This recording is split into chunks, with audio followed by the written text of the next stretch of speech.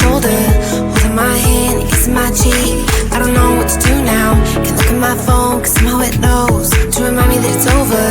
Oh, I finally blocked your Instagram stories, took down all your pics from the walls. I thought that I want somebody to hold me. It's not like me to not move on. 1 month in was horrible, and yeah, I couldn't sleep. Then 2, I finally did, but you invaded all my dreams. Then 3, I felt like dying, and then 4, I couldn't breathe. 5 months still with me.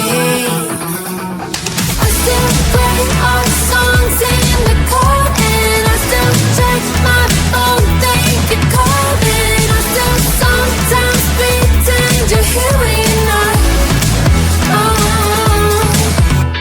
And I still wear your t-shirt to bed, and I still read the text you would send, and I still wish that you were here but you're not. I wish you're gone. Thought it'd be a little clearer after some time, and I would see only me in the mirror, but you're still here looking at me. So when you said forever, was it a lie? What did you mean? Was the story really over?